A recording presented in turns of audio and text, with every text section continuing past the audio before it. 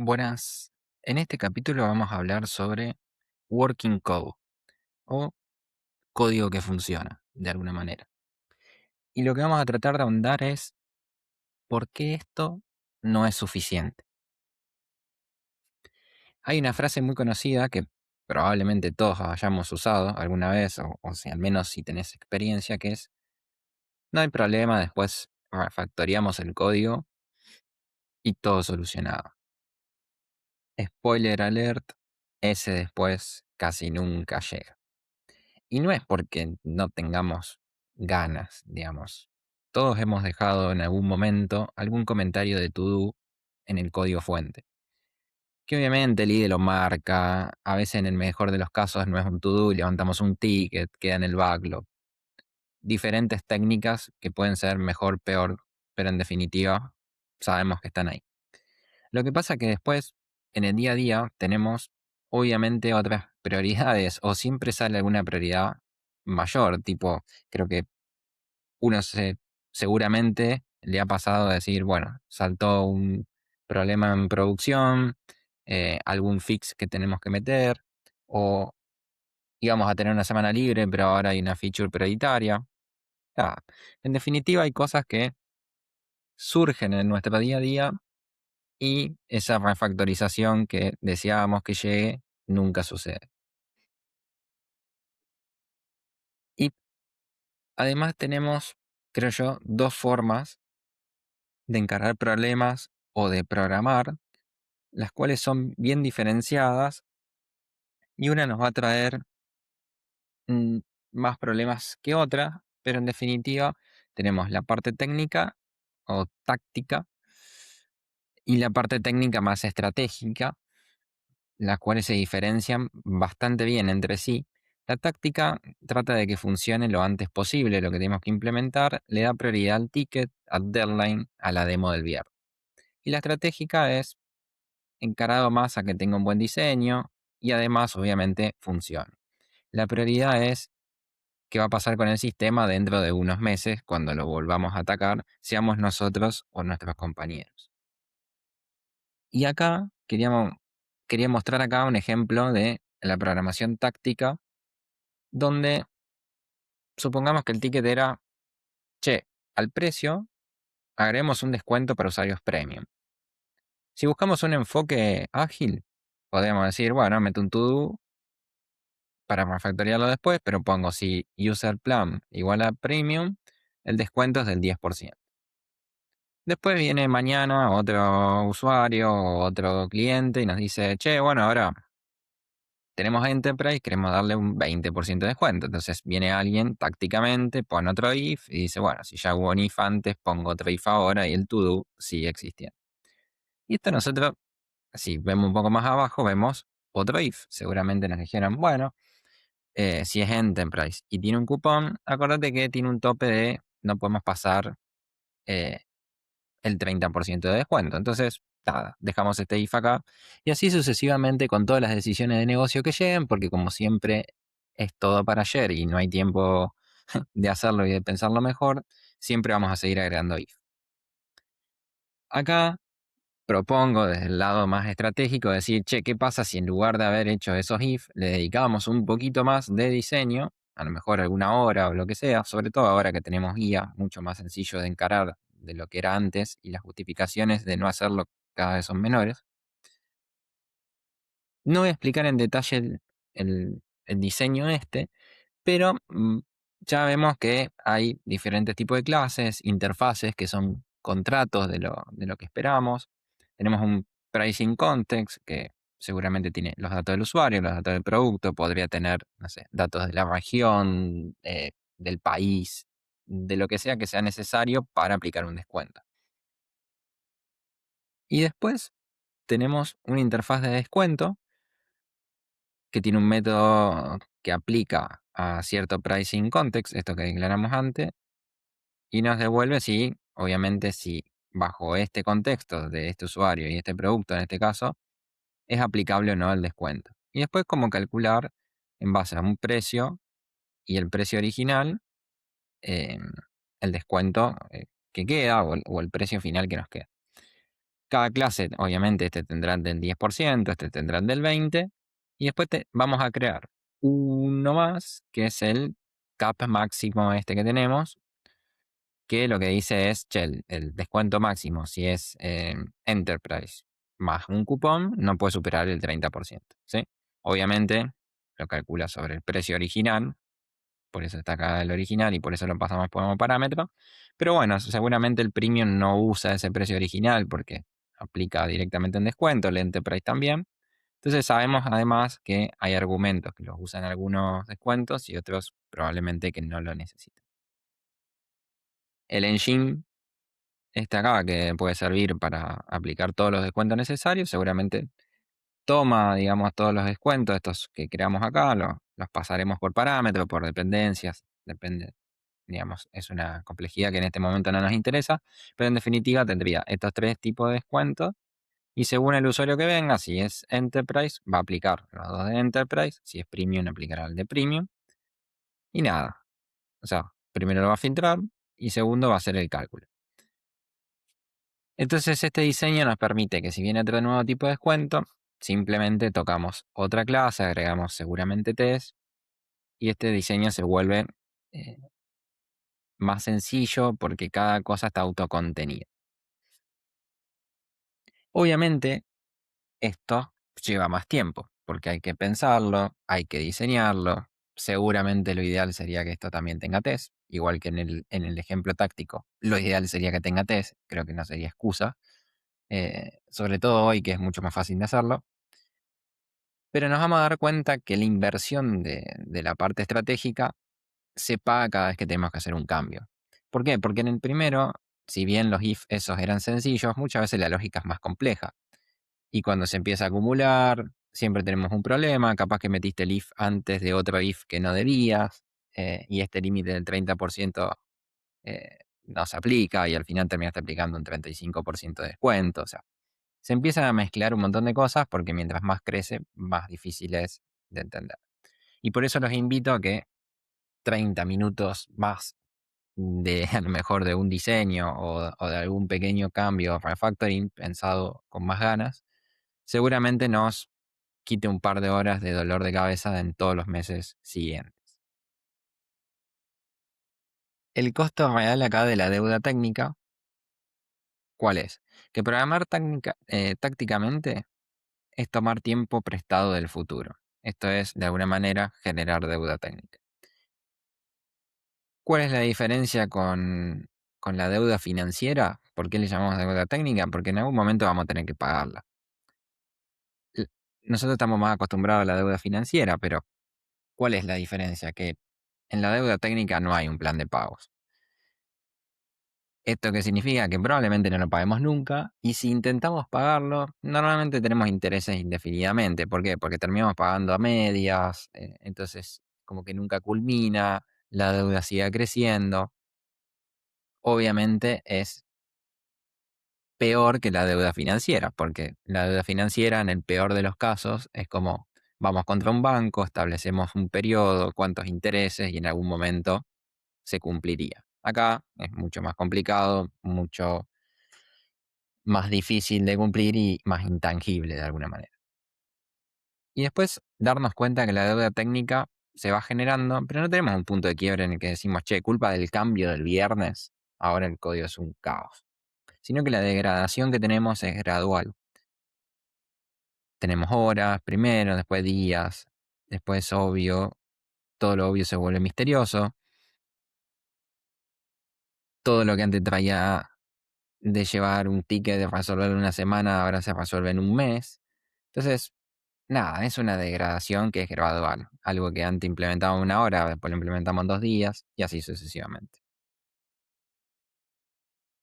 Como mencionamos antes, el sistema no se rompe un lunes a la mañana o un viernes, sino que esto es algo que se fue degradando todos los días y que nadie se quiso hacer cargo, de alguna manera, de este problema. Nosotros hablábamos de esta parte estratégica y lo que quiero simbolizar acá con el 10 o 20% que cambia todo es que si le dedicáramos, aunque sea un 10 o 20% de del tiempo de la feature, y esto obviamente es relativo al tamaño de la feature y un montón de otras cosas, verían que podemos mejorar significativamente nuestro diseño. Y acá hay algunos consejos para tomar en cuenta, sobre todo hoy, vuelvo a decir, con IA hoy los diseños, esto nos lo permite hacer mucho más. No quiere decir que antes no había que hacerlo, pero hoy se vuelve más fácil y con menos excusas.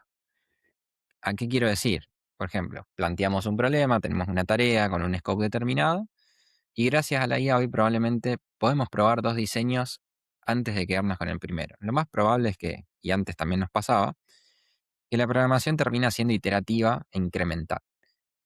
Entonces, probablemente la primera solución, haya sido antes con IA o no, probablemente sea mala. Entonces, probar dos diseños nos viene bien, podemos ver, contrastar cuál se entiende mejor, cuál permite un mejor sostenibilidad en el tiempo. Y cuando aparece un problema de diseño, otro consejo que daría yo es arreglémoslo ahora en lugar de meter otra if o parcharlo. Nosotros esto ya lo conocemos. Los que programan hace tiempo saben que siempre un if parece barato, pero termina siendo caro. Porque después cuando se acumulan, es un lío ver cuál era la prioridad, por qué se metió, qué hace ahí. Ni hablar cuando ya no funciona a lo mejor un descuento y sigue un if ahí clavado. Em, También podemos agregar documentación que ayude para reducir la carga cognitiva, no para explicar algo que el código ya explique, sino algo que verdaderamente valga la pena y que sea complejo. Y después algo mucho más simple, que esto es como, se le llama normalmente el Boy Scout, que es elegir nombres que hacen el código más obvio. Esto nos toma 5 minutos, 2 minutos, y la verdad que el impacto es bastante grande. Entonces me parece bastante útil hacer pequeñas refactorizaciones del Boy Scout de cambio nombre de variables, cambio nombre de funciones. El tornado táctico. Todos conocemos a un dev de este estilo, donde cierra más ticket que nadie en el equipo y la gerencia seguramente o los PMs lo adoran. Pero ¿qué pasa? 3 meses después tenés funciones de 200 líneas o 1000 líneas o 2000 líneas, nombres que son abreviados, crípticos, atajos en capas, no cumple la regla de dependencias, no cumple la arquitectura que tenemos establecida.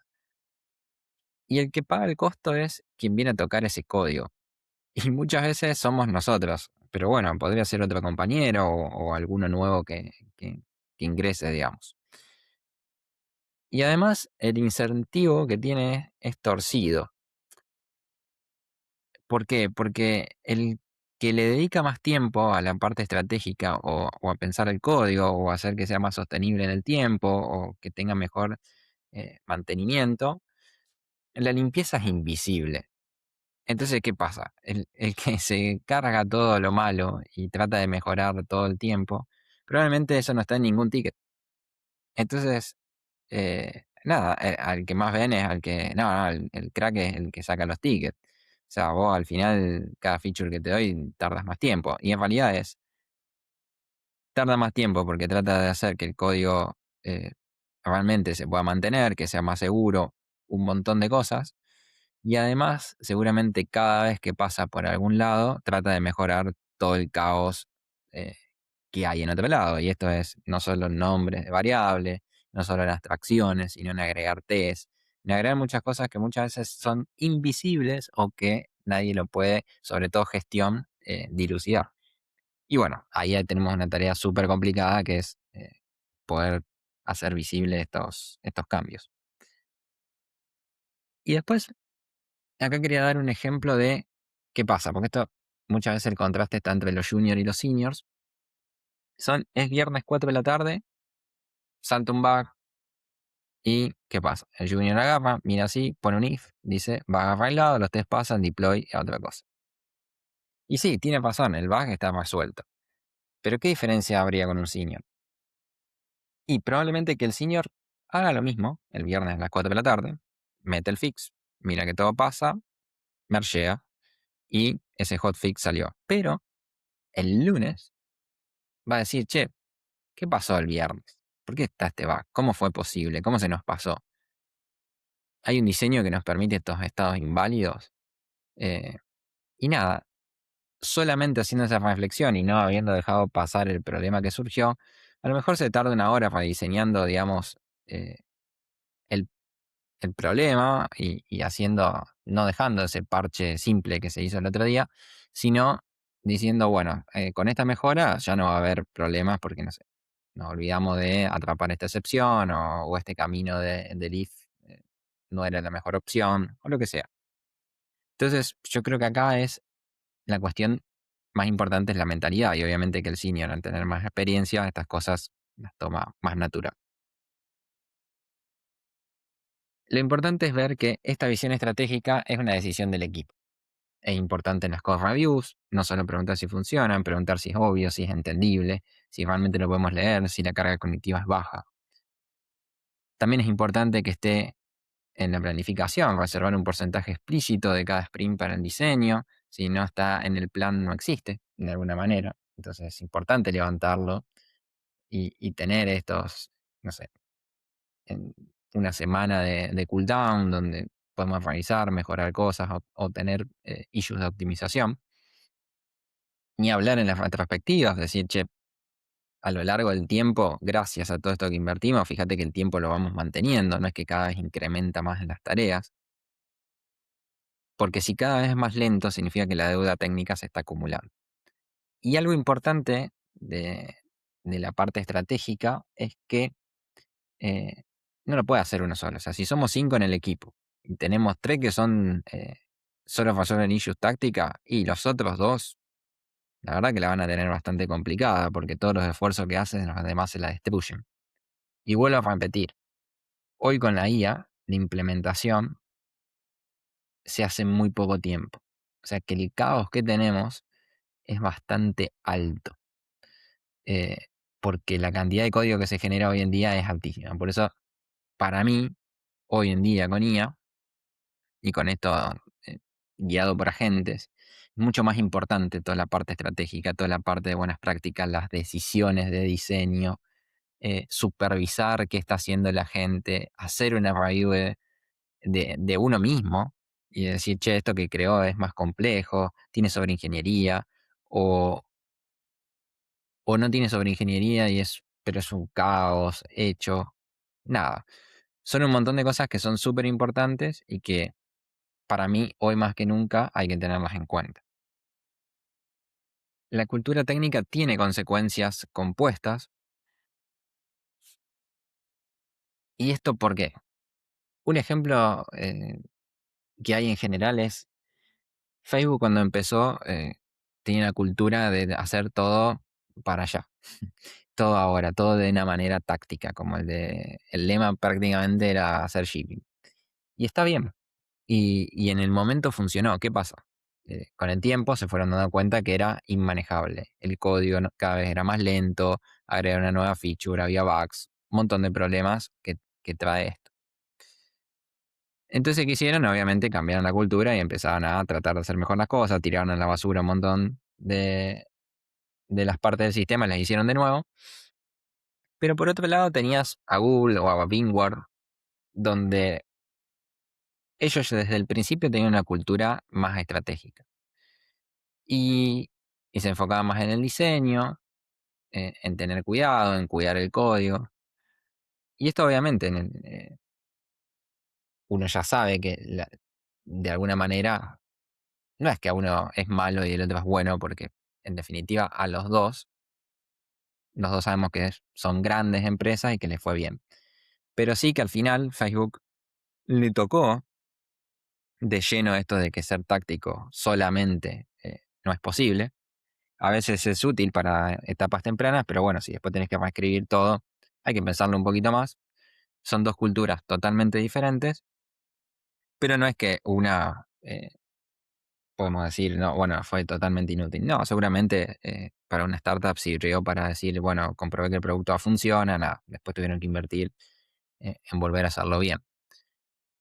Pero creo yo que es importante saber también que una cultura atrae un tipo de perfil de ingeniero y la otra cultura atrae otro, obviamente.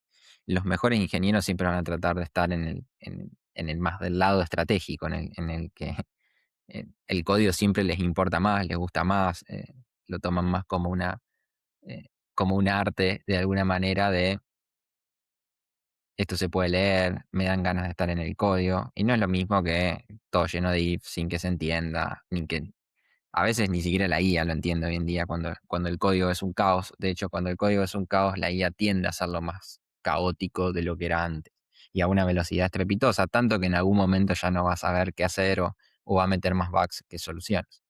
Entonces, eh, quería traer a colación estos dos ejemplos porque si bien las dos empresas son exitosas, una después tuvo que dar marcha atrás eh, y bueno, nada, tratar de mejorar el código nuevamente por todas las consecuencias que tuvo.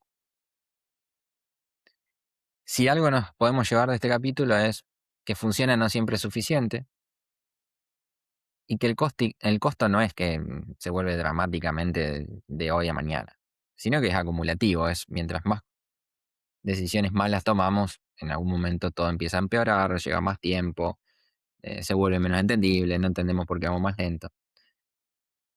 Y entender que el esfuerzo, a veces, de meterle un 10%, un 15%, un 20% más de tiempo, se termina pagando solo, sobre todo en proyectos, obviamente, de más de 6 meses.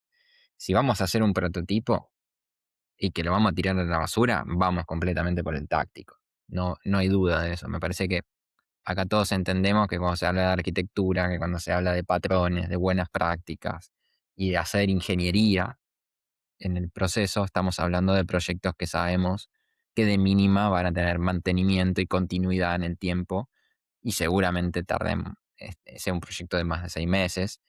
Acá pongo en base al autor que él cree que se paga entre 6 y 18 meses. Es como que en ese rango de tiempo vos ya ves que las buenas decisiones que tomaste te ayudan a mantenerte mejor. Y la mentalidad es contagiosa.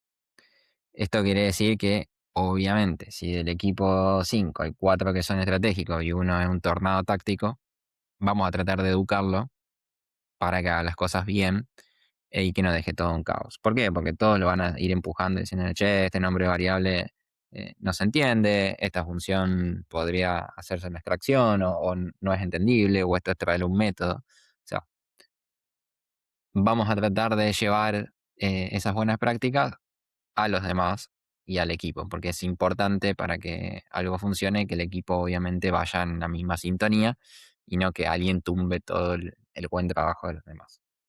Así que nada, eso es todo por hoy y eso es un poco lo que trataba el capítulo, ver un poco esta diferenciación de que obviamente los dos códigos tienen que funcionar, pero no es lo mismo cuando le ponemos un poco más de cabeza al diseño que cuando no se lo ponemos. Cuando no le ponemos cabeza al diseño, todo parece que con el tiempo tiende al caos y en el otro caso intentamos, nada, de alguna manera, que verlo no sea un desastre, que ampliar funcionalidades sea más sencillo, que no sea que cada vez que agregamos algo sea peor o que tarde mucho tiempo, sino que cada vez, la verdad, que sea sencillo de poder iterar el sistema. Eso es todo. Muchas gracias.